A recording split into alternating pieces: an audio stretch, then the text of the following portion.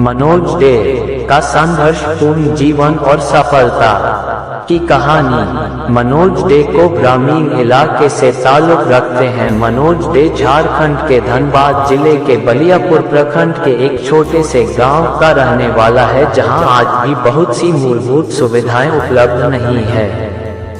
Manoj day का घर का गुजारा किसी तरह उसके पिताजी के साइकिल मरम्मत की एक दुकान से चलती थी, जो उसी इलाके में थी, और किसी तरह मनोज डे का पढ़ाई लिखाई सरकारी विद्यालयों में हो रही थी और किसी तरह इंटरमीडिएट तक की पढ़ाई पूर्ण कर चुके थे। आप जानते ही हैं, ग्रामीण इलाके में उतना काम होता नहीं है, और होता भी है तो मजदूरी का ही होता है, तो वो काम मनोज डे से होने वाला नहीं था।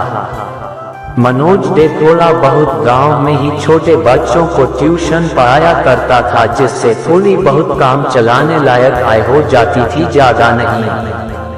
तो उस दरमियान उसी बस्ती में मनोज डे एक दोस्त के मोबाइल रिपेयरिंग की दुकान में कार्य किया करता था, और YouTube पर वीडियो देखते देखते एक दिन मनोज डे ने ऐसे ही सर्च कर दिया कि मोबाइल से ऑनलाइन पैसा कैसे कमाए। बस अब क्या था, ये कोड लिखते ही YouTube ने सारा का सारा राज मनोज डे के सामने उगल कर रख दिया। अब क्या था, मनोज डे लग गए उसके बताए गए मुताबिक रास्ते पर। कई सालों के सफर के बाद मनोज डे वो कर दिखाया जो उसने लक्ष्य बनाया था। जब मनोज डे शुरू में वीडियो बनाना शुरू किया था, वो एक बहुत ही साधारण सा सैमसंग का J2 मोबाइल था, जिससे अच्छी वीडियो बनाना संभव नहीं था। उससे बहुत ही धुंधली वीडियो बनती थी और वीडियो क्वालिटी भी ठीक नहीं होती थी, और ऑडियो की क्वालिटी भी एकदम खराब थी। मनोज डे का पहनावा, बोलने का तरीका कुछ भी लय में नहीं था, बावजूद इसके धीरे धीरे उस चीज को करता रहा, समझता रहा। कहते हैं न ज्ञान को बांटने से बढ़ता है, और धीरे धीरे हर चीज में सुधार किया, और एक दिन किसी तरह मनोज डे का चैनल मोनेटाइज हो गया। तो उसके बाद और मेहनत करने लगे मनोज डे। YouTube पर हर दिन वीडियो बनाकर डालने लगा, और करीब 2 साल के आसपास मनोज डे YouTube से पैसा कमाना शुरू। जब मनोज डे का चैनल का एडसेंस डिसेबल्ड हुआ, बीच में मनोज डे का चैनल मनोज डे जो पहला चैनल था टेक्निकल मनोज के नाम से, जो 2016 में बनाया था, इस चैनल पर करीब 8 से 9 के बीच मोनेटाइजेशन चालू हो गई थी। लेकिन किसी कारणवश technical Manoj channel AdSense disabled हो गया था, जिस वजह से इसको बाद में बंद कर दिया गया। फिर उसके बाद मनोज डे ने मनोज डे के नाम से अक्टूबर 2017 में चैनल बनाया, जो आज वर्तमान में चल रहा है और अच्छी खासी महीने की इनकम कर रहे हैं। जिस वक्त मनोज डे अपना YouTube चैनल बनाया था, उस वक्त मनोज डे को YouTube के बारे कुछ भी जानकारी नहीं थी, जिस वजह से उनका चैनल बंद गया था। मनोज डे को इतना जरूर पता था कि अगर इसमें अच्छे ढंग से मेहनत की जाए तो सालों के बाद ही सही कमाई अच्छी खासी होनी है। 2016 में एडसेंस डिसेबल्ड होने के बाद मनोज डे ने दूसरा YouTube चैनल अक्टूबर 2017 में मनोज डे के नाम से बनाया। मनोज डे का पहला चैनल का एडसेंस डिसेबल्ड इसलिए हुआ होगा क्योंकि उस वक्त मनोज डे को अच्छे से YouTube के बारे में जानकारी नहीं थी, और हो सकता है मनोज डे खुद से अपने वीडियो के एड्स पर क्लिक करता होगा, जिस कारण से मनोज डे का चैनल का एडसेंस डिसेबल्ड कर दिया गया। मनोज डे जब 2016 में YouTube वीडियो बनाना शुरू किया था, तब मनोज के पास अच्छा स्मार्टफोन भी नहीं था। 99% लोग YouTube पर पैसा कमाने के लिए ही आता है। भले कुछ लोग इस चीज से इनकार करता है, लेकिन सच्चाई यही है कि वो पैसा कमाने के लिए ही आता है। भले मनोज डे ने कहा है वो YouTube पर पैसा कमाने के लिए नहीं आया है, लेकिन सच्चाई वास्तविक में कुछ और ही है, और ये बात मनोज डे को भी पता है, लेकिन कोई बताने को राजी नहीं होता है।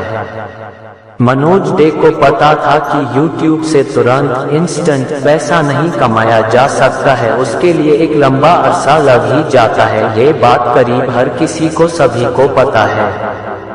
मनोज डे YouTube का वीडियो एक साधारण से स्मार्टफोन सैमसंग के मोबाइल J2 से बनाना शुरू किया था। तो आप सोच सकते हैं कि एक साधारण से स्मार्टफोन से कोई कुछ सालों में इतना बड़ा कारनामा कैसे कर सकता है। आज किसी को यकीन ही नहीं होता है।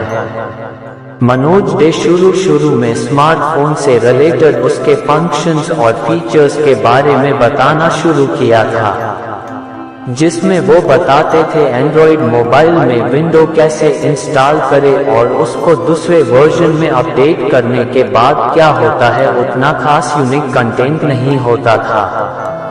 उनसे पहले भी कई बड़े टेक यूट्यूबर थे और आज भी है जो उसी रिलेटेड उससे भी अच्छे वीडियो पहले से ही यूट्यूब पर डाल चुके थे। साथ में स्मार्टफोन में फेस लॉक अनलॉक कैसे किया जाता है, जो शायद किसी को पता ही नहीं था, उस पर भी मनोज डे वीडियो बनाता था।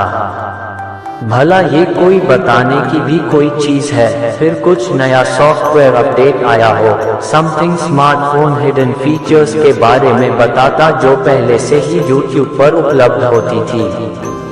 मोबाइल का स्वाद, डिस्प्ले कम कैसे होता, ज्यादा कैसे होता है, ये तक बताता था। और उस वक्त संयोग से अपने ही किसी दोस्त के किसी छोटे से मोबाइल रिपेयरिंग के दुकान पर छोटा मोटा काम करता था। और धीरे करके इन्होंने अपने चैनल पर 1000 सब्सक्राइबर पूरा किया। फिर उसके बाद 4000 घंटे का वॉच टाइम पूर्ण किया।